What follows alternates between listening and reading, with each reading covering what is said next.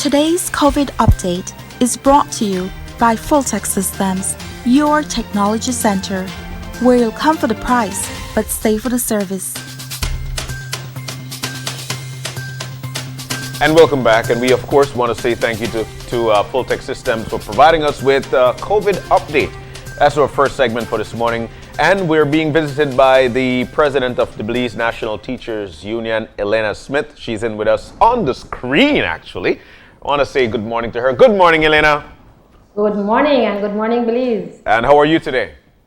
Well, I am doing good, thank God. I can't complain. I am not ill, so I haven't had breakfast yet, but I'm still good. All right, so I'll tell you what, the first thing we would like to hear from you is your takeaway from yesterday's announcement. 28 cases, Elena. What are your thoughts at this particular point? Then from there, we'll dive into BNTU and its matters. You know, it was just like those wow moments. Yeah.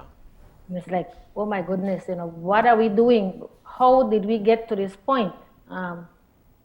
Unfortunately, we have been putting a lot of the blame for the cases up north on the border jumpers. Mm-hmm. But I'm not sure if it's unfortunately, but that has been, the blame that we've been putting on those from the north. And then here we see now where we have these cases coming from the island now, and we have so many of them. So what is the cause of it? I think we know the cause of it, but we are refusing to point fingers and put blame where blame should be, or put responsibility on who should hold that responsibility. So it's quite unfortunate. We are at a position now where we have to now say, listen, we need to close down schools. There's going to be curfew. It has a rippling effect on the entire country, and it's not something good right now. We have persons who have been out of job for quite a while, and now this, it's going to be a longer time for them to be able to go back to work. Mm-hmm. So, it's a whole lot of mess, if you will, that's being created now by these cases. And I suppose as we continue with testing, we are going to be getting more. Yeah. The sad reality. Yeah. It actually, I was thinking about it in terms of looking at some of the things that Minister Faber said when he announced that school would not reopen on August 10th. The conversation, while there is no date set, is essentially saying when this gets under control. But as we keep on seeing more and more cases, that date, it just seems further and further away. Mm-hmm. Just let me start with that. So the announcement was made about the delay in the reopening of school. But before that, the BNTU had put out its official position. Let's talk about what made you come to that point. That came about due to the results that occurred on the Tuesday night, I believe it was. Mm-hmm. And when we heard that there were 15 more cases, and then we heard about those in the Orange Walk district. Mm-hmm. Prior to that, we had been getting information from all people in that area with regards to persons going to the church, the Sunday, and then that person was one of the persons tested positive, and then the meeting that was held in a village, the teachers who were placed in quarantine due to that meeting. So several concerns were coming to us from that area. And then when we heard about the 15, we said, what, this is it. I mean, we can't put our children and teachers in this position where we have so many cases coming up now. It's a bit difficult to detect how many persons have been infected, due to contact. And so we thought that would have been the ideal time to say to our people, listen, this is too dangerous, let's wait a bit. Yeah. And that was our reason for putting out that release Wednesday morning. Mm-hmm. So we were up, late Tuesday night, back and forth trying to get consensus, hearing from people, getting positions to be able to put that release out early Wednesday morning. Our teachers were really, especially those in Orange Walk, were really worried about, how bad the situation could get based on what, they were hearing and they were seeing. And now, now we see that is so. Mm-hmm. The Minister of Education did mention in his during that press conference, it might have been within 2 to 3 weeks at this particular time, with 80 active cases right now. That is definitely far-fetched. But teachers are still to report to school this coming Monday. What are the basis of that, and how are you guys going to cope with that, especially in light of what's going on right now and the AG making some announcements yesterday? Right. So we had also asked our teachers to continue going to school, Yeah. so that they can continue with their preparations of the school compound, their classrooms, ensuring that they have, their markers in place for the 6 feet distancing, the desks and tables are properly marked up, those sorts of things.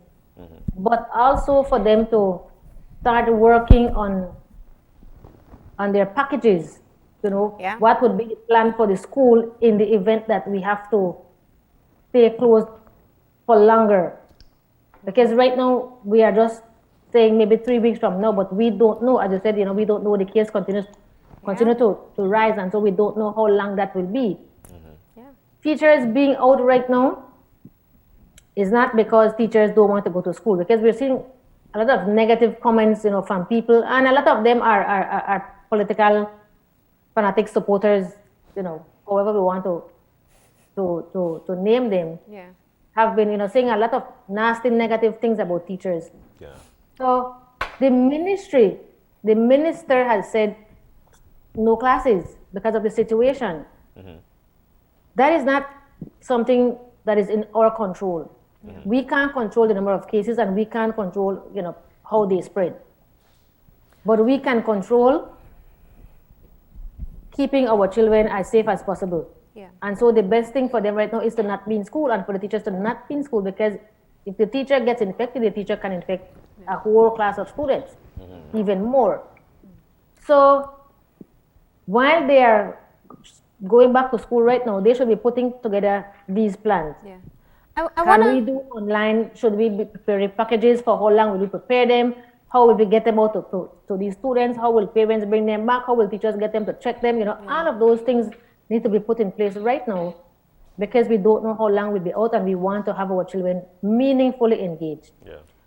Elena, you mentioned something that I think is very evident. I've seen the messages as well, where some people are saying that, well, teachers aren't working, so it's time to cut their salaries. How do you respond to this? I don't see how people can say that teachers are not working. From the time school closed, March 20th, teachers were tasked with preparing packages to send to students. Those were done. So teachers continued, except for the Easter break, because they were given their Easter break. So they got their Easter break, and after that, they continued working on work to send home to their parents up until June. And then even in June, remember, the ministry was putting out some of these lessons on television, and they also, and teachers were the ones who were helping with those. July is teachers' summer break. You can't count July and say, oh, they've been out for 4 months or 5 months. No, because July is their summer break. Yes. The minister made it very clear that teachers should get their summer break. It's in the rules, and so it should happen. The month of August is not a teaching month. It's a month where teachers are on call. Yeah. So that simply means that if your school is having an activity, a workshop, if you need to go in to do preparations, your principal can call you anytime, or your management can call you anytime during the month of August, and you must report to school. That is very clear. That is that of our doing. And they were in school preparing for the new regulations. Exactly. And this year, due to the situation, Marlene, this year teachers were in school even from July. Yeah. So they were being called in during their vacation period, despite the fact that the minister said, let teachers take their vacation so that they can come back, prepared. They were still being called in by either management or principals to go into the schools and to help with preparations. So even during the vacation, they were working. And then from the time August 3rd came, these teachers were in school. So I don't see how people can say that teachers have not been working. People fail to understand that the work of a teacher is 24/7. Yeah. It's That it's not when the children is in front of them that your job starts. Yeah. Yeah. Even during your vacation period, you are out shopping for your classroom. You are out, finding activities to do your units, your games, your charts for your classroom. You are doing all of those things. So you are never fully on vacation. You are not physically in the classroom, but you are never fully on vacation. And people fail to understand that. Teachers are paid by the government, but we are the only government employees who must find our own resources to do our job. No other person has to do that. You're a public, work with the public service. Yeah.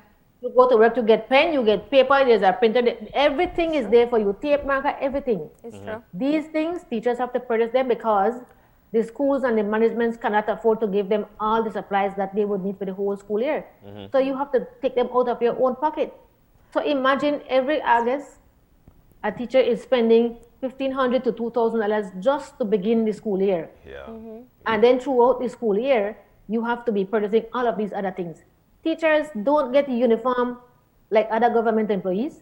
We have to purchase our own uniforms. And even though we have to purchase our own uniforms, our management and our administrators behave as if though they are the ones giving us uniform and we must wear it every day. And so all of these other things that teachers have to go through, it seems that people don't understand or they refuse to understand. They are blinded by red or blue, and they can't see beyond that. And then they become unfair to teachers, who are the same ones who are the ones that we depend on in times like this to do what we are to do. Yeah. Well, it is a sad situation when politics trickle down into our educational system. Elena, since the call, not the call, but the message from the Minister of Education on the closure of schools or the postponement of the reopening of schools, have you had any sit down with the ministry? And if so, what was that conversation about? What's going on there? We've not had any since Wednesday. We met on Tuesday because we had written to Dr. Bob to share some concerns that we had, and there were some questions that we needed to get answers to that our teachers needed to know. So, for example, if a teacher is placed in quarantine, during the school year, what kind of leave? But the teacher hasn't been tested positive, or that period before the results come back, and the teacher is placed in quarantine. What kind of leave should that teacher apply for? Because as we keep saying, this is our first time, so we have not been prepared for this kind of thing. So this would not be in the rules as something like this. You have your regular sick leave, your regular emergency leave, compassionate leave, those kinds of things. So what would a teacher use if a teacher is told that the teacher must be quarantined? Yeah. If the teacher has to go into mandatory quarantine away from the house and has to be quarantined in the official quarantine site, who pays for that? And then when the teacher then is tested positive and the teacher has to, then go on sick leave, then, that might be clearer because you then probably apply for sick leave. Yeah. So things like that, that our teachers are not aware of, and we are not aware of, and we want to give our teachers, proper advice. We want to get those responses from the ministry. So we requested a meeting to discuss that and other issues pertaining to this matter. And we met on Tuesday for about 2.5 hours or so, because the ministry people had another engagement at 11 o'clock, and we were meeting at 9, and there was no way that we could have concluded our discussions within a 2-hour period, and they had to quickly leave. So it's still we were set to meet on Friday, but that has been postponed, due to the situation at hand. So this is going to be a time where you can perhaps get the opportunity to clear up a lot of these gray areas that have come about just because the pandemic is once in a lifetime experience that we're going through. But what about directions in terms of what needs to be done? The Minister of Education said it, at least on television, but have the teachers gotten any directions as to preparing schoolwork, what type of schoolwork? Because we do know that what was planned was August was going to be a remedial month, a catch-up month. And the official school year wasn't going to start until September. Are teachers being asked to prepare online or paperwork for children at this time? Well, from what we are aware of, that has not officially come from the ministry. that we are aware of. So, maybe something might have gone out that we are not aware of.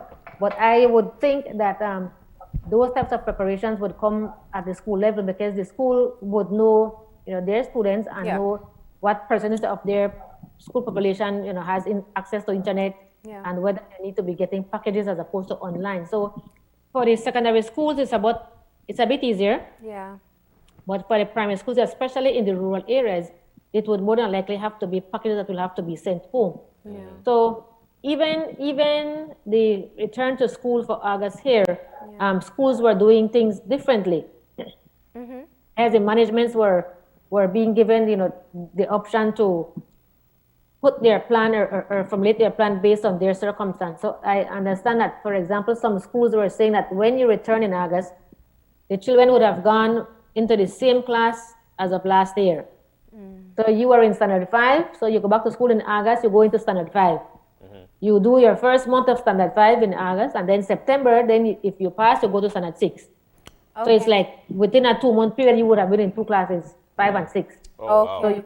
So you go in your previous class to catch up, which we know that we won't be able to catch up, in 1 month, but at least we would have been able to do some revision to kind of, put them back on track, and then hopefully during the year, we can find time to add and to review and to, go over so that we can bring them up as close as possible to where they should be. So the various schools would be preparing the plans based on their individual circumstances. If we go back to the last time when schools were closed, there were some very clear instructions as to how to proceed with teaching the children, whether it was online, paper, or whatever other method the schools followed up on. Is it important to have that direction? Because before, teachers were asked not to test, just to try not to introduce new topics, to focus on some of the literacy skills. Like, there was a direction as to how to teach. When you're starting a new school year, you have to introduce new topics. So my question is, is it necessary to get that direction as to how we should prepare work for the children before the schools go and do all the work and then they're advised otherwise? Well, I am just recalling something, Marlene. I believe I had seen where Mr. Newport had sent out, because remember now, the curriculum will be changing a bit. Yeah. It can't be, back to normal. And so I recall seeing an email that he had sent to, I believe, I'm not sure it was management or it was just principals, where there was a change in the curriculum, and he had sent them, the new version, if you will, of what the school year would be looking like, or what the curriculum would look like for the year. Yeah. And so I believe that is what schools would be following.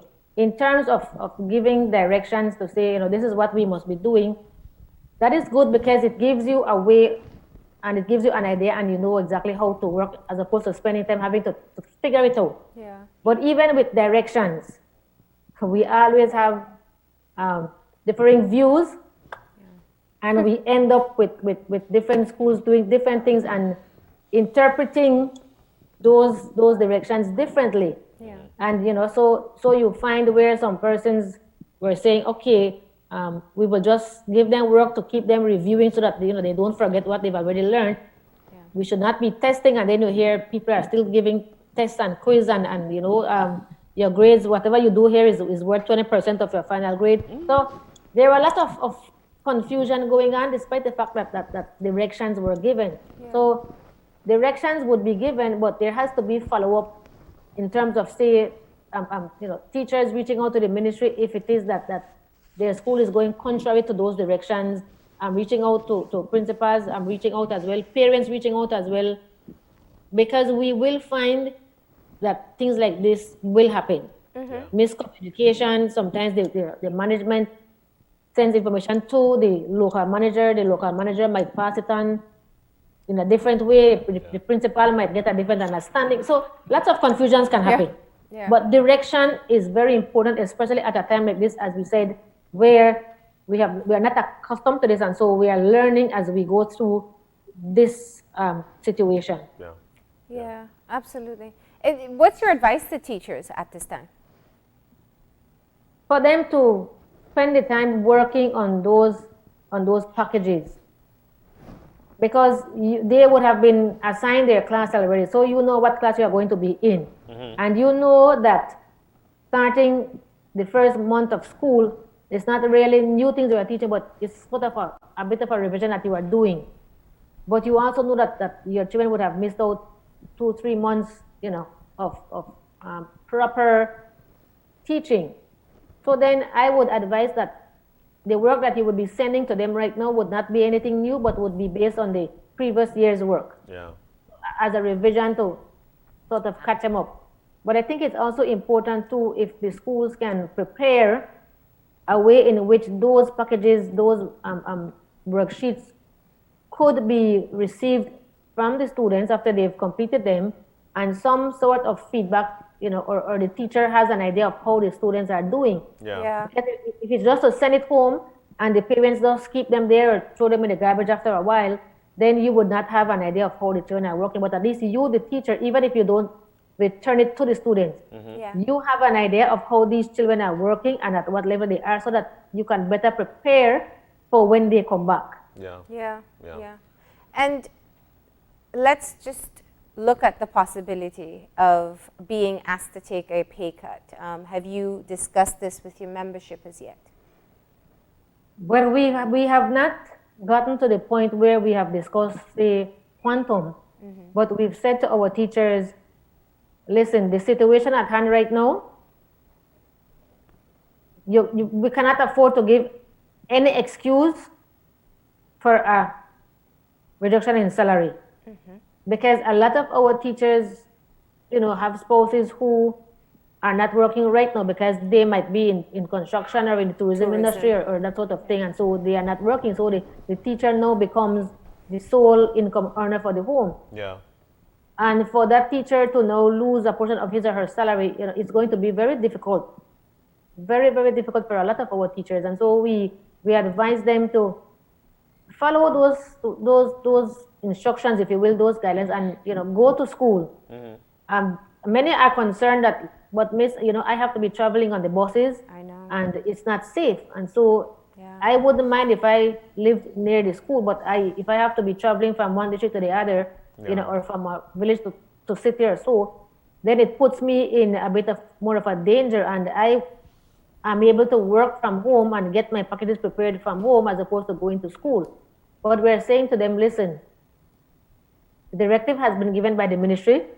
Let us be safe and follow those directives for as long as we could. And if the time comes when we feel that your area is no longer safe, then we have to lobby with the ministry and say, listen, this area isn't safe, so these people should not be moving from here. Let us agree that these persons should stay home and work from home. That sort of discussion we need to have, and that is why it's important that we have that communication, that frank and open communication with the ministry, so that when these things arise, there can be joint agreement on whatever decisions will be taken. This is not a time for us to be miles apart in terms of what we believe should be happening. But if we are not consulted, if we are not in constant communication, if we are not, in proper consultation, then we would not get to that point. Any other major concerns that you have at this time regarding the situation or status of teachers? The matter of the school readiness, Marlene, is a huge concern. And it seemed to be that the focus has been on schools having wash and basins. So if your school has wash and basins, you are good to go. But we are not looking deeper into this issue. Having 2, 3, 4 wash and basins based on the guidelines is only one aspect of being prepared. Because if I have wash and basins all around my compound or in every class that I have, but I don't have sanitizer, I don't have soap, I don't have the paper towels, I don't have water. My village has water. 3 times out of the week, I am being told by some principals that in their village, 2, 3 times out of the week, they have no water in the village. So the children will have a wash and basin, but they still can't wash their hands. There's no soap, there's no sanitizer. And even if the ministry is able, and the management, because the management, we were told on Tuesday, were given sums of money to procure these wash and basins. Again, that's the focus. And then they are going to be given some packages that would have like a map bucket, some soap. And this would be, one package would be shared between 2 or 3 classes.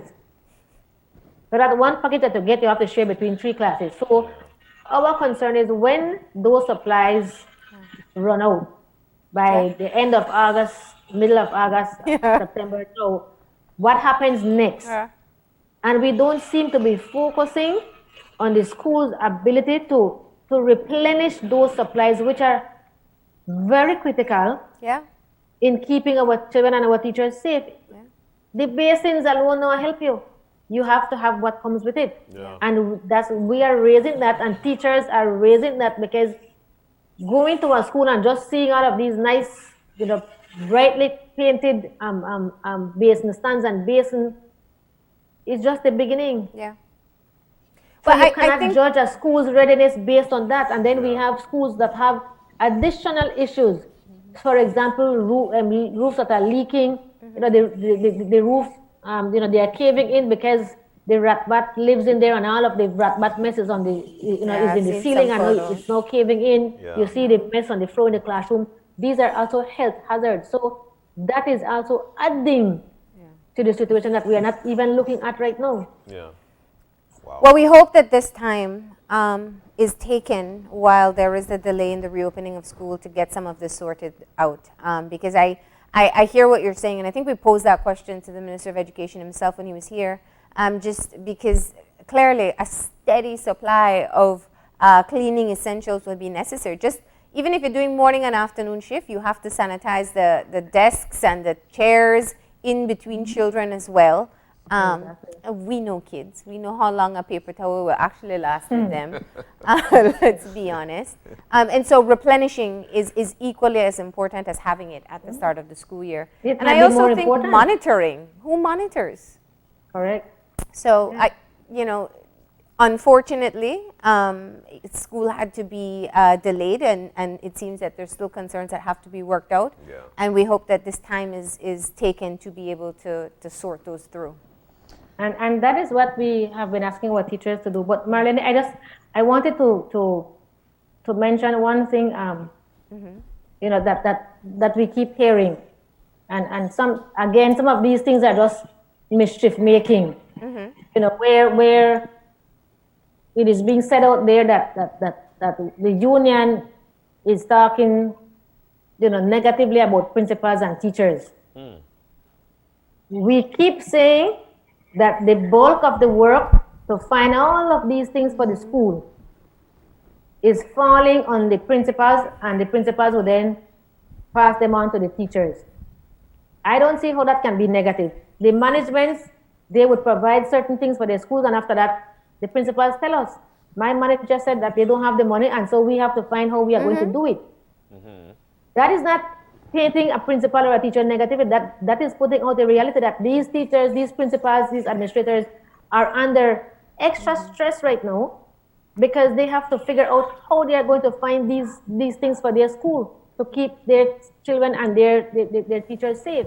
And then it becomes a ripple effect. It goes to the teacher, and then it goes to the parents. Some of the principals are saying, Miss, I am depending on my parents to bring in the stuff on the book list, the sanitizer, the soap, the paper towel, to help my school to be able to make it through the year. So we know that our administrators and our teachers have been doing their very best to ensure that their schools are ready. We have never not said that they're not doing their part.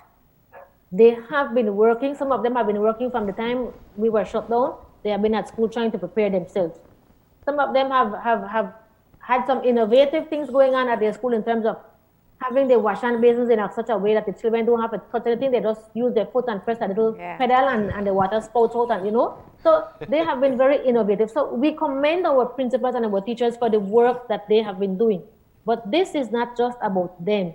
They don't own the schools, but they are still doing their part. And so we want to appeal to our managements for those who have not helped as much as the schools would need those help, to see how best you can get donations for your schools and help them, because this is very stressful for all of us. And we don't want that when school reopens, that our principals and teachers begin the school year so stressed out because of these preparations, that they get burnt out very quickly.